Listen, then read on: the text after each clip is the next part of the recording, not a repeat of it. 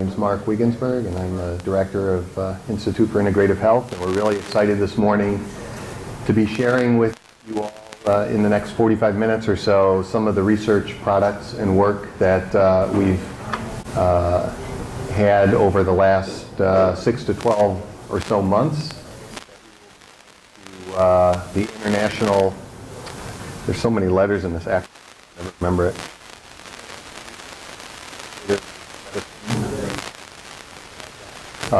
In Miami next week. So this is sponsored by the consortium of academic health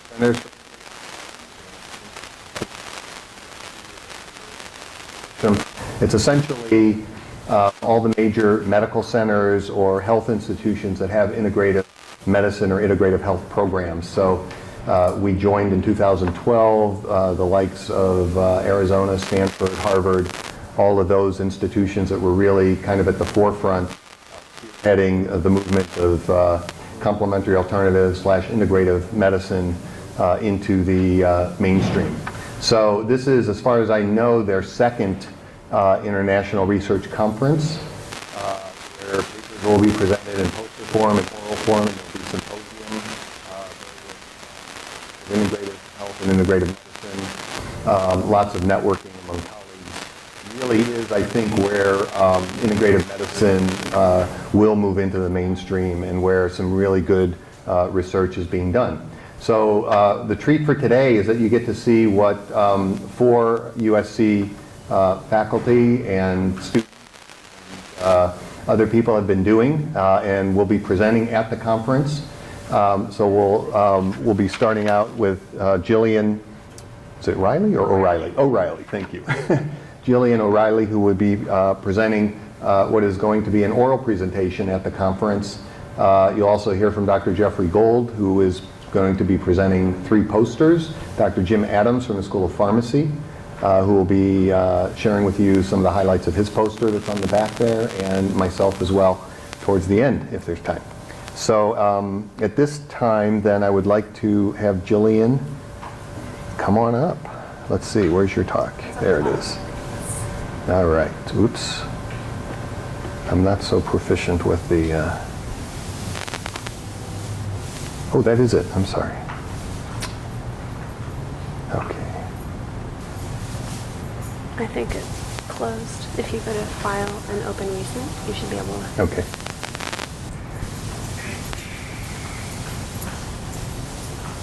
And this one. There we go.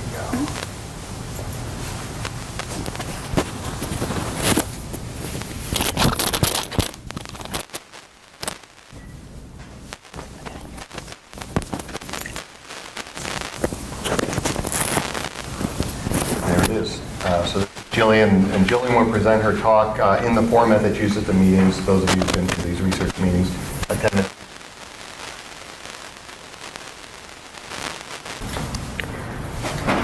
Good morning, everybody. I am a predoctoral student in the Health Behavior Research Program, and I'm presenting today on behalf of Dr. David Black the results from a randomized comparative efficacy trial of mindfulness training versus sleep hygiene education for sleep problems in older adults.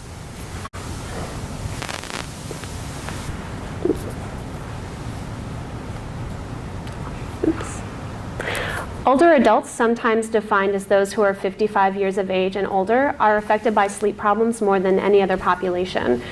Older adults have sleep patterns that are unique compared to other age groups, including less deep sleep, less REM sleep, and more frequent waking times throughout the night. And around 50% of older adults in the US population have some form of ongoing sleep problem, such as difficulty falling asleep, difficulty remaining asleep, or early morning awakenings. With age, total sleep time decreases to around 7 hours per night for older adults, as shown in the top figure. And the bottom figure shows that there is also a coinciding decline in sleep efficiency, or the ratio of the amount of time spent actually asleep to the amount of time spent in bed. Sleep problems are a major public health problem, considering the impacts on mental and physical health. Longitudinal studies have shown that those with a prior history of insomnia have a much higher likelihood of developing new mental illness, such as major depression, anxiety disorder or substance dependence compared to those with no insomnia over time.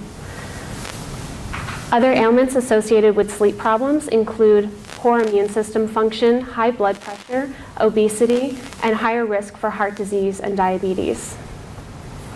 In addition to consequences of mental and physical health, sleep problems are associated with physiological changes that can induce inflammatory responses.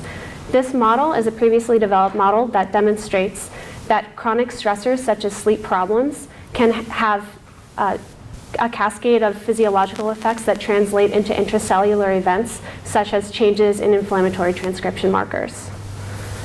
Treatments for sleep problems often target environmental, behavioral, and psychological pathways, and conventional sleep treatments include relaxation therapy, cognitive behavioral therapy, and sometimes sleep aid medications. But little is known about the impact of mindfulness for sleep, especially in older adults. This common treatment model for insomnia from cognitive behavioral therapy shows that there are linkages between thoughts, arousal states, behaviors, and consequences of poor sleep. Mindfulness may be able to break some of these habitual feedback loops. For instance, mindfulness training can decrease arousal, decrease worry and rumination, and help manage the consequences of poor sleep, including fatigue and low mood.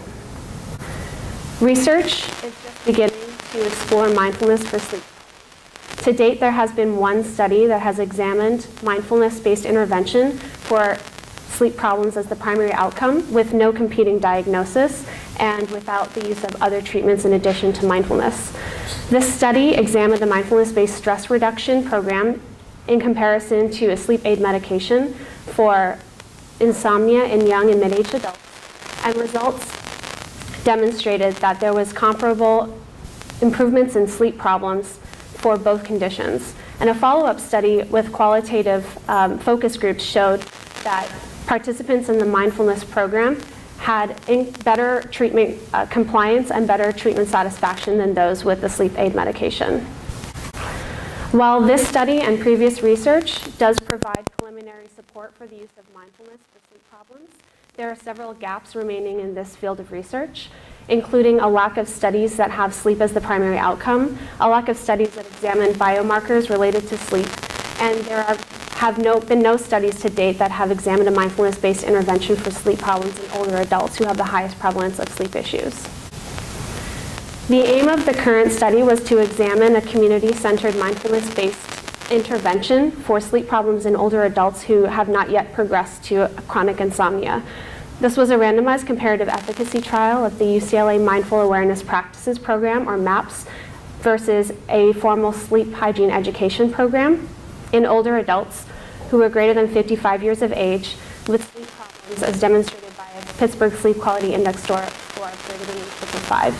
Participants were randomized into either the MAPS condition or the sleep hygiene education condition, and participants in both groups attended weekly group-based sessions for 2 hours each for a period of 6 weeks. Participants in the mindfulness program received mindfulness training from a certified mindfulness instructor with over 20 years of mindfulness experience, and participants in the sleep hygiene education condition received training from a health educator on behaviors and environmental changes that contribute to sleep problems. The main outcome of this study was sleep quality. Secondary outcomes included fatigue, anxiety, and depression, and the inflammatory transcription factor, nuclear factor kappa B, was included as an exploratory. This is a consort diagram that shows the flow of participants throughout the trial. 81 older adults were assessed for eligibility, and 49 participants were enrolled and randomized into treatment in this study. There was low and similar dropout between groups, and an intent-to-treat analysis was used to account for all available data from participants who were enrolled in the study, regardless of dropout or session attendance. On this slide, on the left figure, you can see results for sleep quality as measured by the Pittsburgh Sleep Quality Index. The yellow bars represent scores for the sleep hygiene education condition, and the red bars represent scores for the MAPS condition. Participants in the MAPS condition had significantly greater improvements in sleep quality compared to the sleep hygiene education condition. And this was also seen for insomnia severity as measured by the Athens Insomnia Scale. While this study was not powered for mediation analysis, the mindfulness scale of non-reactivity to internal experiences from the 5-facet mindfulness questionnaire suggests a possible mechanism for the association between treatment condition and improvements in sleep quality. On this figure, the black line represents the relationship between non-reactivity and changes in sleep quality for the entire sample. The blue line represents this relationship for the sleep hygiene education condition, and the red line represents this relationship for the MAPS condition. And we found that while non-reactivity increased, there was a significant decrease in Pittsburgh Sleep Quality Index scores, representing an improvement in sleep quality in the entire sample. And when we separated this out by condition, we found that this occurred only in the MAPS condition and not in the sleep hygiene education condition. A similar pattern of results favoring the MAPS condition was also found for fatigue symptoms as measured by the inventory. There was a significant impact of fatigue symptoms on quality of life for the MAPS condition, and also a significant decrease in fatigue severity for the MAPS condition compared to the sleep hygiene education condition. There was also a decrease in anxiety as measured by the Beck Anxiety Inventory for all participants in both conditions, not all participants in both conditions. And there was a significant decrease in depression as measured by the Beck Depression Inventory in the MAPS condition alone. There was also a significant increase in well-being for the MAPS condition, and as expected, there were increases in mindfulness only in the MAPS condition, not seen in the sleep hygiene education condition. The exploratory outcome of nuclear factor kappa B was also seen to decrease in both conditions, and additional analyses are necessary to understand what drove these decreases in both of these conditions. An additional exploratory aim of this study was to examine potential structural brain changes in response to mindfulness training. 6 participants from the MAPS condition were enrolled into this sub-study and participated in MRI scans both pre and post condition. This figure shows that there were structural brain changes in several areas of the brain. These changes included decreases in brain matter in the right hippocampus, the thalamus, and the parietal cortex, as well as increases in gray matter in the precuneus, which is part of the default mode network that is activated during resting consciousness. There are also significant and strong correlations between gray matter changes and changes in some of the self-report outcomes, including factors of mindfulness, rumination, and well-being. And while these data are meant to be hypothesis generating and shouldn't be overly assessed, changes in brain matter indicate that there may be a structural phenotype for pathologies that may decrease in response to mindfulness training. So in conclusion, show that mindfulness practices improve sleep quality in older adults, and the first study to start exploring the impact of mindfulness practices on the inflammatory processes and brain morphology. Future research is needed to understand the relationships between mindfulness training and changes in the transcription factor, kappa B, mental health, and morphology of the brain. Dr. Black would like to acknowledge his research collaborators, his research assistants, and his funding sources. And at this point, I can take questions, but I apologize in advance if I'm not able to answer them. Please take note of Dr. Black's contact information, and you can direct questions to him if I'm not able to.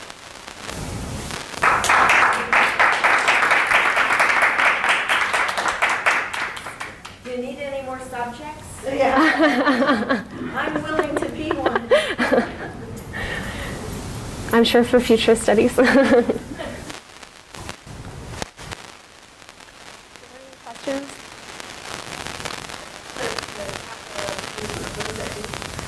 So that's an inflammatory transcription marker that is involved in inflammatory processes. And so, yeah, that's all you get. Sorry. If you would like any additional information, I can get back to you about that, or you can email Dr. Black. I know where to find you. Yeah. Nice job. Any additional questions? Okay, thank you, everybody.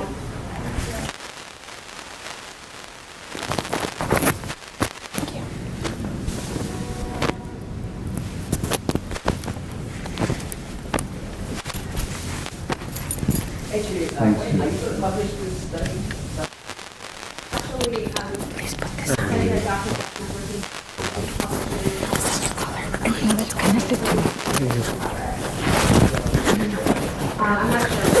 This is better.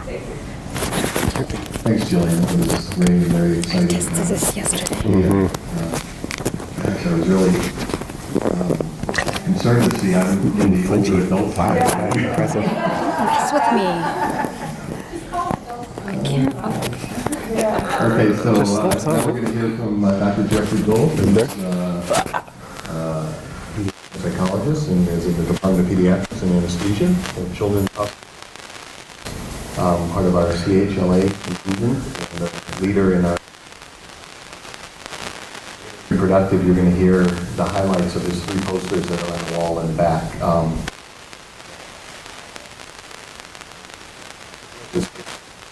So if you want to get more details, because these posters we're going to be flying through the data. So Jeffrey? Thank you. Good morning, everybody. Good morning. Did a wonderful job. That was very impressive. Yeah, just want to. Well done. I'll be briefly presenting the data on these posters that come out of and really are products of what we do over at Children's Hospital and trying to integrate here at USC with integrated practices clinically and with staff, etc. You'll see that the 3 posters I'll be discussing today quickly will be looking at acupuncture and the effect of that in the pediatric emergency department with patients with acute appendicitis. Kind of very exciting. On the job mindfulness-based interventions for a pediatric ICU nurse study. And then just looking at some basic outcome massage satisfaction data. We've been offering massage in the pediatric pain management clinic now for about 5 years, and we just routinely collect QA data to see how the kids are doing and if they like it and et cetera, so I'll be presenting that as well. So the first study, you can see my colleagues up here, Dr. Nager, Monica Kovaleka, and Fung Pham, Leon Johnson, looking at acupuncture in the ED.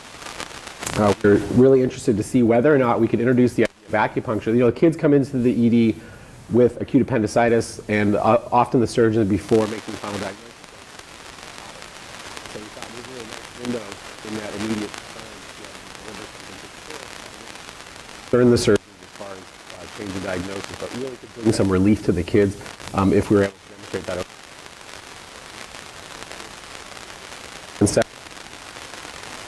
Inflammation both with white blood count, C-reactive protein, self-report measures of pain, the visual analysis, the color,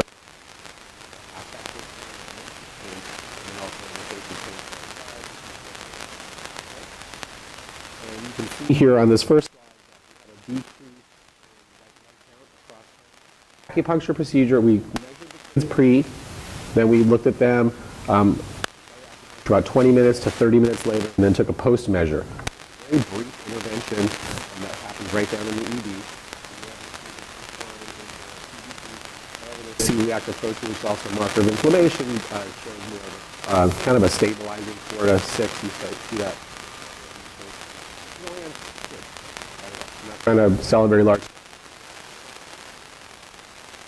can also see that the visual analog scale within 20 minutes, 20 to 30 minutes, we're seeing a decrease of almost 10.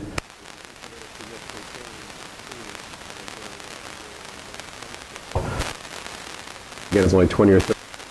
Such that they didn't require the narcotic at that time.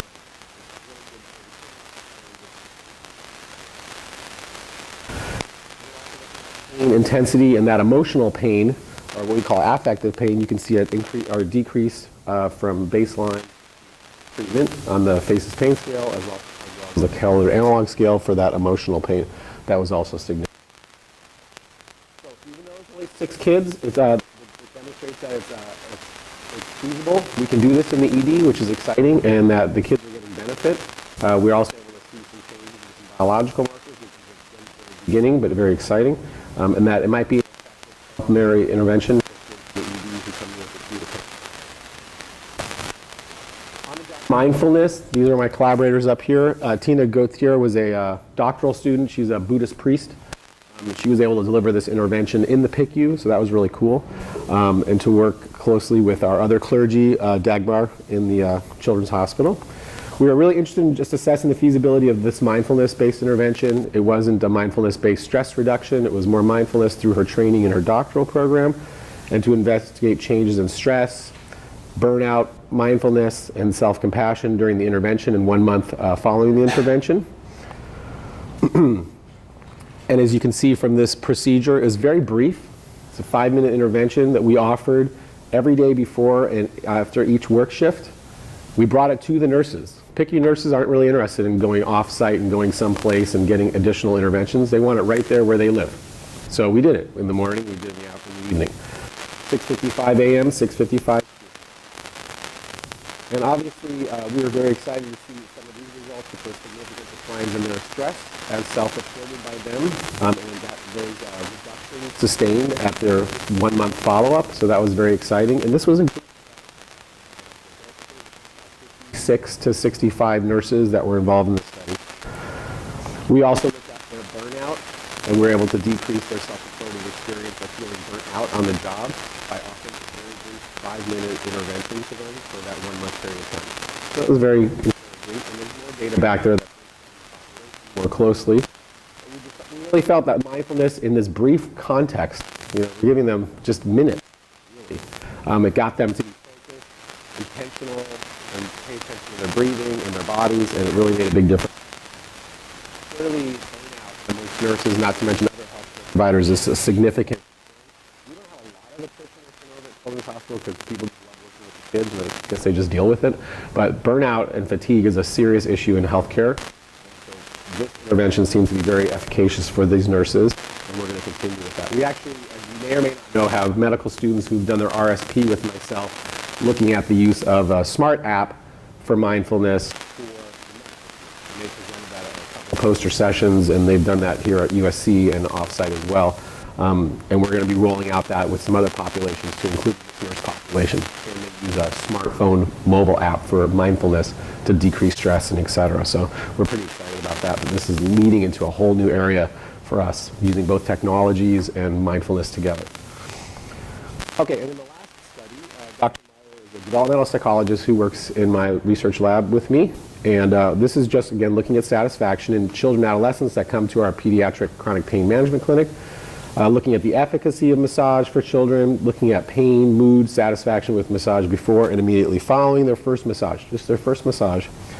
We looked at 53 kids, being aged about 15, who received massage for the first time. So, do you think kids are excited about massage? I mean, not as excited as you guys are. I mean, obviously, we talk about massage and everyone's like, I'll sign up, everyone's excited about that. But when you talk about with kids, it's a little different, You're going to touch me, who's this woman, whatever it is. They're a little hesitant, but they do sign up. Again, looking at pain and calmness and comfort and relaxation, just some real basic kind of customer satisfaction metrics. Nothing more than that.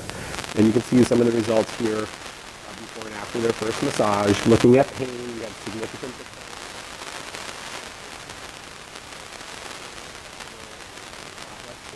Remember, these are kids with chronic, complex pain. This isn't just like my belly hurts. These are kids with really significant pain. We see that their pains decrease both on the visual analog scale, which is that little bit line, and then also those faces. We see that they report a significant increase in feeling calm, increase in comfort, an increase in relaxation, but not necessarily a change in anxiety just in that one treatment. But those are pretty robust findings for a small group of 50 kids who are just getting a single massage. So, so maybe it ends an hour later or 3 hours later, or maybe they're not feeling the same effects, but we know from these interventions it's that cumulative effect, be it acupuncture or massage or even mindfulness. It's a cumulative effect that we're really looking at. A single dose effect is, it's plus minus. So there were significant decreases in pain intensity as measured by these two self-report measures, also increases in calmness and relaxation, no changes in anxiety. But we really feel like massage is a well-received intervention by these kids that we're going to continue to deliver to them. So, and that's it for the third poster. Yes? How long is the massage? The massages are 20 to 30 minutes. Primarily because we have so many kids who are interested in getting massage that we can't afford resource-wise to have a therapist sit with them for an hour and do massage. So, yes. And you know, at the hospital, we often call it compassionate touch or massage. Sometimes kids can't tolerate the pressure because they have allodynia as a result of their chronic pain, you know, pain to light touch. So even just some sort of compassionate touch, you know, we all know if somebody holds, you know, you're standing there with your hand not being held and someone holds you, and it's a cascade of experience and feelings and comfort. And so sometimes just that compassionate touch for the kids can be really powerful too, not necessarily that massage or sweetest massage or whatever we think about massage, it's sometimes just that touch. Yes? They're usually school age. We have infants who get massage with us and acupuncture. We have infants that we treat with acupuncture. Good results, and all the way up to 21. Yes? I'm really interested in what you said, that sometimes the children don't want to be touched because they're not used to it or they're fearful of it. And I want to report, I was raising my body, I forget what they use. Yeah. And how worker, thank you. Body worker. And she started massaging my husband and myself and teaching us how to do it. We did it with our kids, and then both kids did it, and the kids really enjoyed it, and we all grew up with it, and both of my kids do yoga now and all of this sort of thing. So what I'm thinking, because my interest is the social sciences, and the challenges that the hard sciences have to cross over into the social.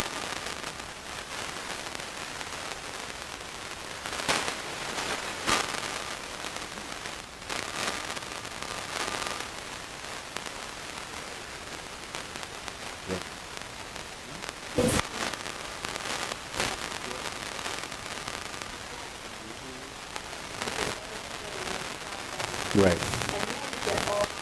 Added Yeah.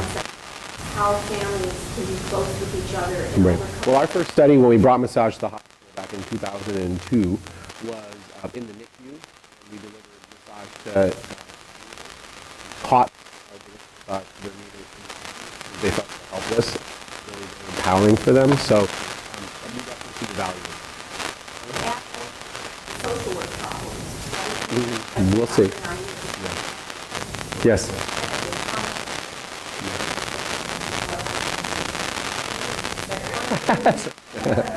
Well said.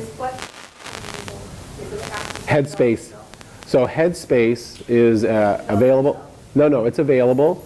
And I was talking to Mark recently about this. I'm developing a relationship with that organization so that we can continue to use the app for free for research purposes, and then to have some relationship with them. Absolutely, yeah. So it's a very exciting. They're actually going to Headspace Gen 2, and I spent a lot of time speaking with the CEO and developers about, well, who's developing this? And they've got a Buddhist monk who is the one who's developing this mindfulness, who's been doing it for 30 years. I mean, not the app, but for 30 years has been doing mindfulness. So there's some legitimacy there that I'm still kind of sussing out to make sure that we're going in the right direction. But it's pretty exciting. And we will, and they like it. I mean, medical students really liked it, and they used it, and they got benefit from that, and we see that in the data that Lisa and Elaine Yang presented. So, yeah, it's exciting. So, thanks for your attention.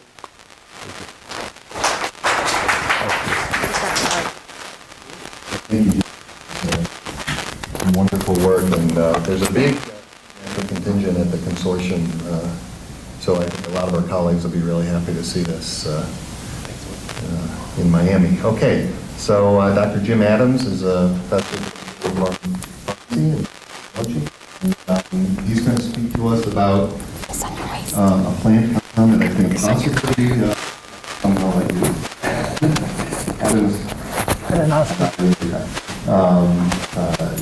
Jim, for those of you who don't know it, is very, very interested in local herbal remedies, particularly those used from the plants in the Southern California area by the indigenous peoples of this area. And so he will speak about this particular product, and looking forward. Thank you, Mark. Okay. As Mark said, I'm a Chumash Indian healer. I was trained by the Chumash Indians. I was trained by the Chumash Indians for 14 years, and my teacher walked on, so I picked up her burden, and now I'm the healer. Not all the Chumash people are happy about it, but that's life. I'm not particularly happy about it either, but it's my burden. And if I don't do it, you know, all that knowledge of the Chumash ancestors is gone. So one of the wonderful things about working with plant medicines, I have no trouble recruiting people to work with me. This guy, Alexis Boutemi, he's from France. He's a pharmacy student. Osvaldo Ayafidio, he's a pharmacy student from Brazil. And they came here to work with me for free. They wanted to volunteer in my lab. And so right now I have a guy from China, I'm getting another guy from France. It's amazing. People really want to work on plant medicines. And that's why we don't have any available in this country. And I'm only being partly facetious. So I'm talking about eczema today. 50% of all healthcare professionals report that they suffer from eczema, especially on their hands. And it's because we're required by law to wash our hands so much. And the soaps that we're required by law to use dry out our skin, irritate our skin. And so you look at, I had one dentist who came to me and all between her fingers, cracking and bleeding everywhere. And I said, now you're putting your hands into patients' mouths like that? You know?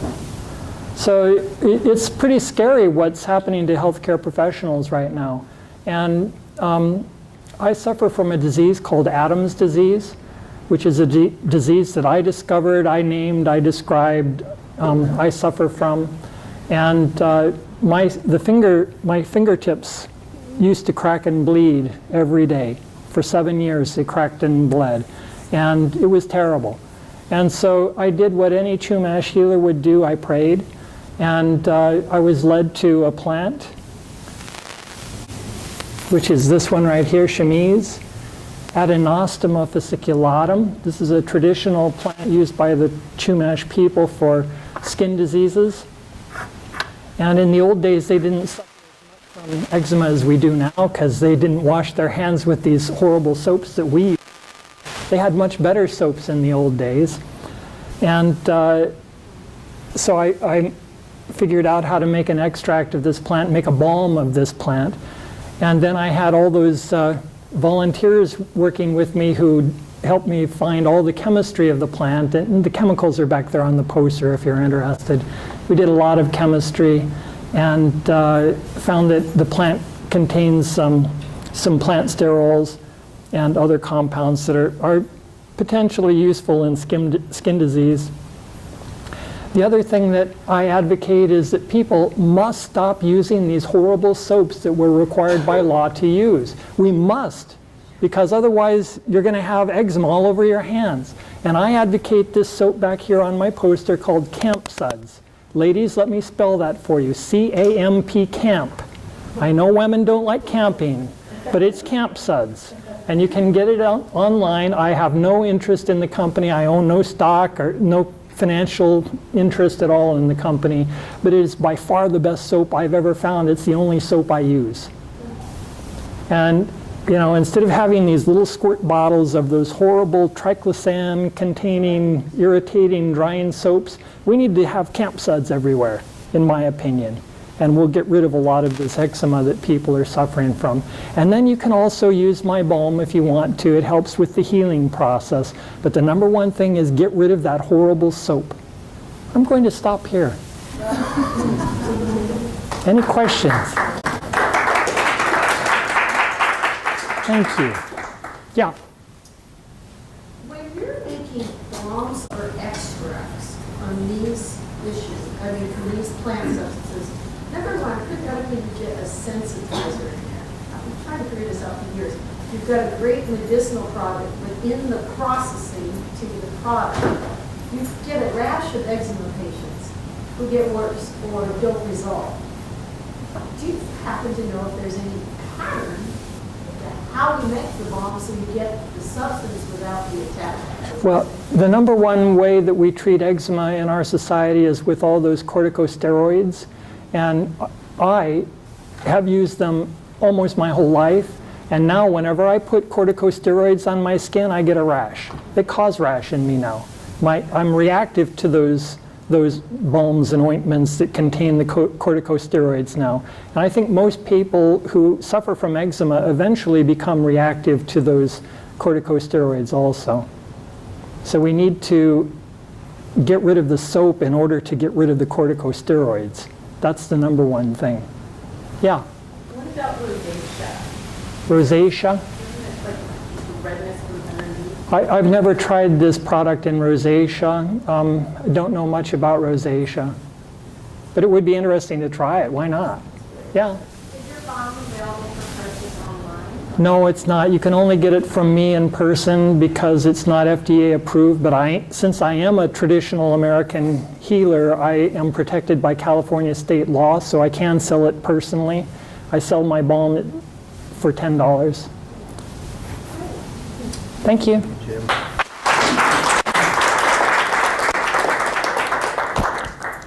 Thank you, Jim.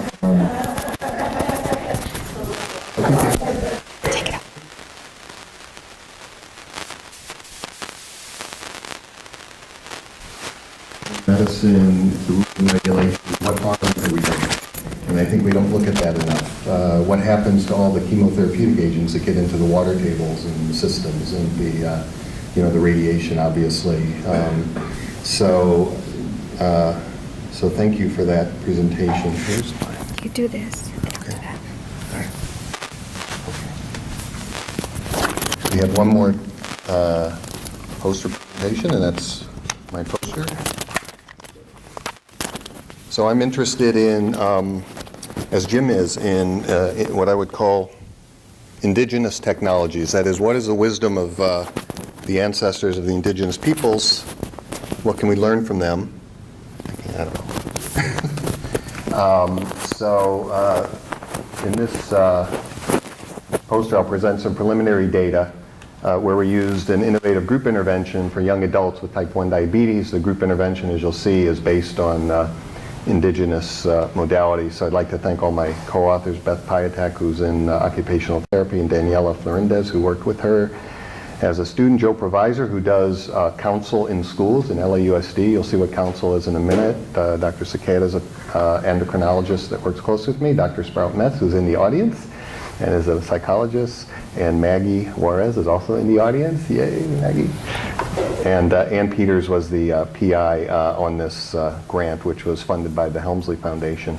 The lead project, how prepared. The basic concept of the study was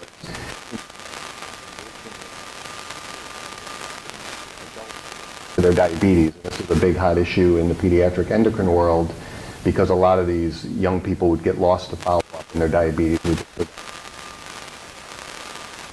Someone with kidney disease, apathy, and things like that. Help that transition. And we took a subgroup of the population that was going through the LEAP program and offered them this group intervention. For those of you who may be familiar with it, it's also called Talking Circle. And on this continent, this is this modality of communication with tribal indigenous people is used worldwide and has been for thousands of years. And variations of it are used in other cultures. For instance, Quaker meetings are very similar in the way I understand it. My understanding is that they're very similar to each other. And basic council the income is really a process of community for self-empowerment. Use a talking case. The young man over there on the left is passing a stone. The picture's a little blurry, but the stone empowers the speaker to speak from the heart, and it empowers everyone else to listen to them talk aloud. So only holding the talking piece. And is really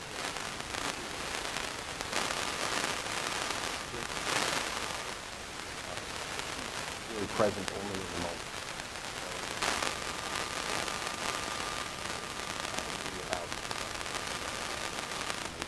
begin, and the rest of the time we're telling stories or getting to the point. And what this process does is at the point with every single briefly and specifically. Within the number of holistic healing modalities, narrative medicine with storytelling, personal story. The American tradition people that tie their own personal journey with diabetes into the greater universal.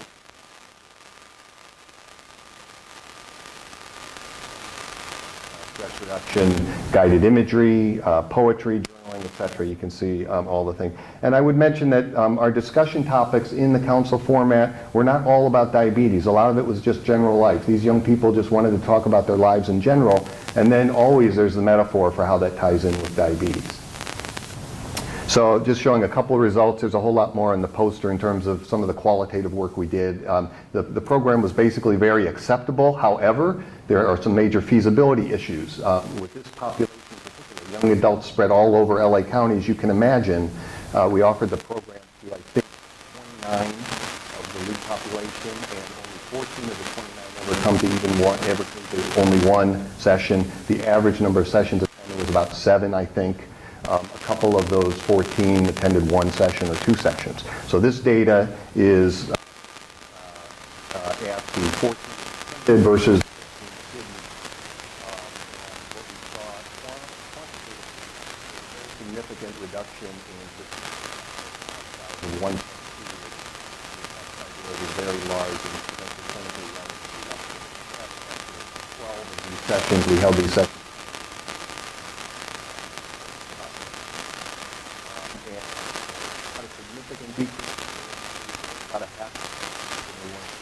In the council group that was not significant.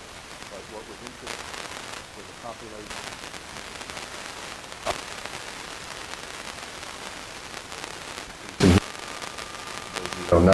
You see is sort of the gold standard of glucose control. So basically implicating the potential psychosocial stress in hyperglycemia, if you will. This gives me some hope for this as a potential non-pharmaceutical to diabetes management. So in conclusion, the council was a facilitative group relational process, was really well liked by those young adults who took place in it. We have some feasibility issues of how to make it accessible, and so we'll be looking at that as we move forward in future studies. It reduces stress, and probably this will see both direct stress reduction guided and probably indirect feelings of safety and trust that were elicited by being in the council and being in the relational process. Probably a lot of the kids, I call them young adults, said even the storytelling actually made them feel less stressed. So just being able to share one's narrative and participate in that process and sitting in a relationship that I really think promotes the power of community to be a healing. Need to take this further and do more studies, so we'll be doing that in the future. Any questions?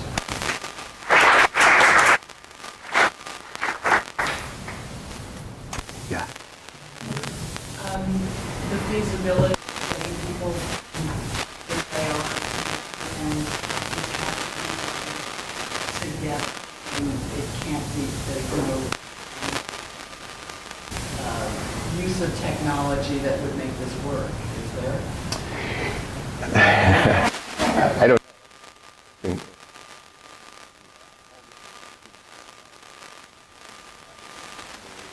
the face-to-face, obviously, computer apps and all that.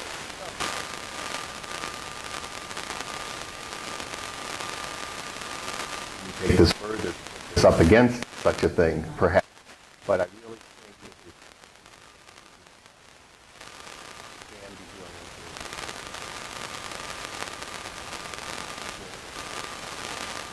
back. I've seen that in other contexts where we're really making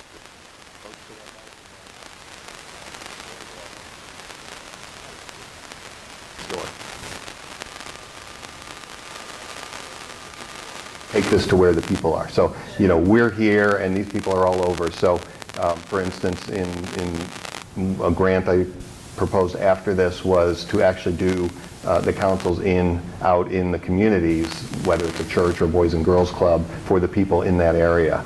It didn't get funded, so, but, you know, something like that for the future, yeah. Hi, Ronnie, yeah.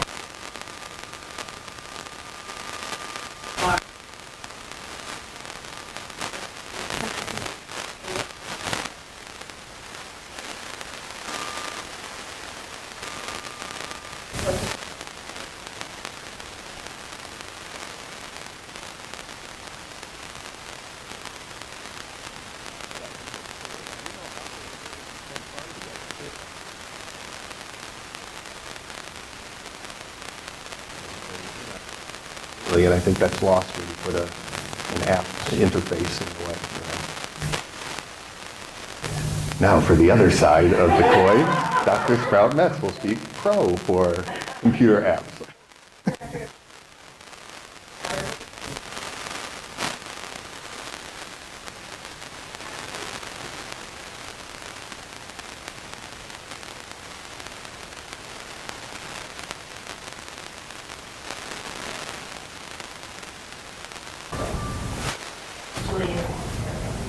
Attest to the difference between the virtual Sprouts meetings and the remote work for all.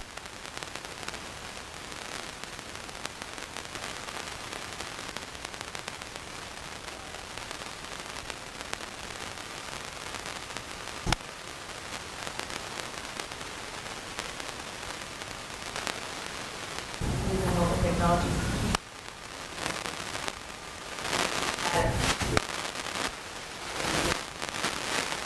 Probably was a 21st century, but using that to keep kids connected in between might be a possibility. But you know, there's got to be some combination. I don't think all mobile or all indigenous is together. Right. Thank you. Good point. Excellent. Okay. Well, thank you, everyone. So that's what we're taking on the road to Miami next. Jeffrey, Jim, and Jillian, the four of us who you heard from today, and. Yes, I changed my name. So, you know, we'll hang out for a few minutes. You're welcome to look at the more detail on the posters if you want, or just hang around. I think we don't have to clear out of here immediately, do we, Q? And watch your emails for the next meeting. Do we have a date or a topic?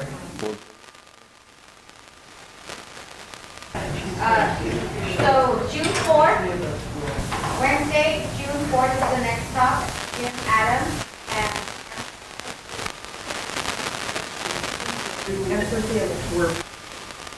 the med. For this location. Oh, fantastic. It's going to be here, not in the School of Pharmacy? Yeah, good. 1 o'clock. So this will be, yeah, that's great. So this will be the first time we're going to go visit the School of Pharmacy, and very excited about it. We did not go to the School of Pharmacy for Jim's talk, though. We did? Was I there? Thank you.